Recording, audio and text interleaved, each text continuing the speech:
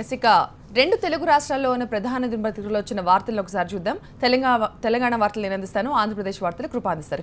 మనం ఆంధ్ర పత్రికలకు వస్తే ఈనాడుకు వెళదాం. ఈనాడులో మాట తప్పిన మోదీ, ప్రత్యేక హోదాపై దేవుడు ముందే అబద్ధాలాడిన ప్రధాని చంద్రబాబు, జగన్ ఈ అన్యాయంపై ఎందుకు నోరు మెదపరు?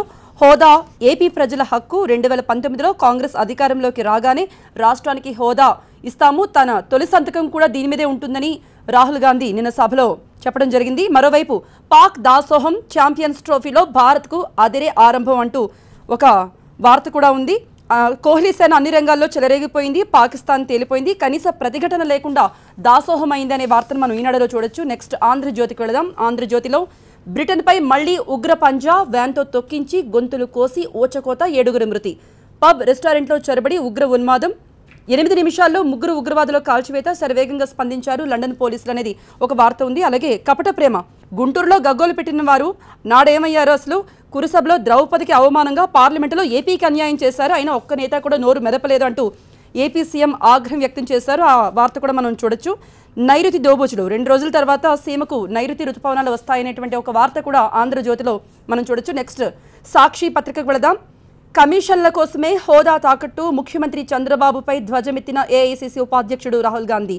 పోలవరం ప్రాజెక్టును చంద్రబాబు తన చేతిలోకి తీసుకున్నారు, ఆ భయంతోనే కేంద్రం ఇవ్వాల్సిన డబ్బుల్ని పూర్తి స్థాయిలో అడగలేకపోతున్నారు, ఇది ఏపీ సీఎం చేతగానితనం అంటూ రాహుల్ గాంధీ సభలో టీడీపీని ఎండగట్టిన వార్త కూడా మనం సాక్షిలో చూడొచ్చు. ప్రాజెక్టుల కోసం 40,000 కోట్ల ఖర్చు అంటూ 3వ రోజు నవనిర్మాణ దీక్షలో ముఖ్యమంత్రి చంద్రబాబు నాయుడు చెప్పిన వార్త కూడా ఇందులో ఉంది. ఇక తెలంగాణకు సంబంధించి వార్తలు ప్రత్యూష అందిస్తారు. ఇక తెలంగాణలో ఉన్న ప్రధాన దినపత్రికలు వస్తే ముందుగా నమస్తే తెలంగాణ చూస్తే ఒంటరి మహిళలకు చేయూత అనే ఒక వార్త మనకు ప్రధానంగా కనిపిస్తోంది. నిన్న బాలింతలకు కేసీఆర్ కిట్ల పంపిణీ చేస్తే ఇప్పుడు ఒంటరి మహిళలకు చేయూత అనే మరొక పథకాన్ని కూడా ప్రవేశపెడుతున్నారు. ఇక ఇస్రో కొత్త చరిత్ర, నేడు అంతరిక్షంలోకి GSLV Mark 3 ప్రయోగం జరగబోతోంది. సాయంత్రం 5:28 ముహూర్తం ఫిక్స్ చేశారు.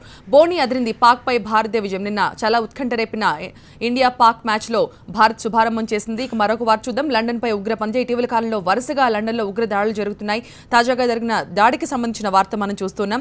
ఇక ఈ ఏడాదికి 4 లక్షల మందికి ఇఫ్తార్ విందు, రంజాన్ సందర్భంగా ముస్లింలకు ఇఫ్తార్ విందు ఇచ్చేందుకు ప్రభుత్వం ఏర్పాట్లు చేస్తోంది. ఇక 7న రాష్ట్రానికి నైరుతి అంటూ వాతావరణానికి సంబంధించిన ఒక వార్త చూస్తున్నాం. ఇక నవ తెలంగాణ విషయానికి వస్తే రుణభారం, రైతుల నెత్తిన 59,000 కోట్ల అప్పు. కొత్త రుణాలు ఊసేలేదు, ఖరీఫ్లో అప్పుల కోసం రైతులు చాలా తిప్పలు పడుతున్నారు, రుణమాఫీ 17,000 కోట్లే ఉందంటూ మరొక వార్త మనం చూస్తున్నాం. ఇక తిరగబడ్డ అన్నదాత, మధ్యప్రదేశ్లో ఇటీవల కాలంలో కొన్ని రోజులుగా అన్నదాతలు చేస్తున్న నిరసనలు, ఆందోళనలు మనం చూస్తూనే ఉన్నాం. అయితే దీనికి వ్యతిరేకంగా ఇప్పుడు రైతులపై అటు ఐటీ దాడులు జరుగుతున్నాయి, మరోవైపు పోలీసులు కూడా రెచ్చిపోయి రైతులపై దాడులు చేసిన ఘటన మనం చూస్తున్నాం. ఇక భరోసా కల్పించడానికే ఒంటరి మహిళలకు పింఛన్ మంజూరు చేస్తున్నట్లుగా తెలంగాణ మంత్రులు ఒక సమావేశంలో చెప్పారు. ఇక కిరోసిన్ కు ఆధార్ లింక్ చేస్తున్నారు. అలాగే మరొక వార్త, రాహుల్ కన్నా సోనియానే బెటర్, చట్టసభల్లో రాహుల్ కంటే కూడా సోనియా అటెండెన్సే బాగుందని ఒక వార్త చూస్తున్నాం. ఇక వార్త విషయానికి వస్తే ఒంటరి మహిళలకు 1000 పింఛన్ ఇస్తున్నామన్నట్లుగా ముఖ్యమంత్రి ప్రవేశపెట్టిన కొత్త పథకానికి సంబంధించి వార్త చూస్తున్నాం. మళ్లీ సైబర్ దాడి, వానక్రోయ్ తర్వాత మరొక సైబర్ దాడి జరిగే అవకాశాలు స్పష్టంగా కనిపిస్తున్నాయని ఒక వార్త చూస్తున్నాం. ఇక భారత్ చేతిలో పాకిస్తాన్ చిత్తుగా ఓడిపోయింది. నిన్నటి మ్యాచ్ ను చాలా ఆసక్తిగా చూశారు ప్రేక్షకులంతా కూడా.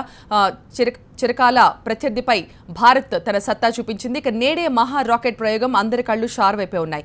ఇవి ప్రధానంగా తెలంగాణ పత్రికలో వచ్చిన వార్తలు. ఇక రాహుల్ గాంధీ పర్యటనతో ఏపీలో ప్రత్యేక హోదాంశం మళ్లీ తెరపైకి వచ్చింది. ఈ పేరుతోనైనా విభజన తర్వాత తుడిచిపెట్టుకుపోయిన కాంగ్రెస్ పార్టీ పునరుజ్జీవం పొందే అవకాశం ఉందా? ఇదే వాల్టి న్యూస్ వాచ్ టాపిక్. మా ప్రతినిధి మురళీకృష్ణ న్యూస్ వాచ్ బ్రేక్ తర్వాత అందిస్తారు. చూస్తూనే ఉండండి TV9.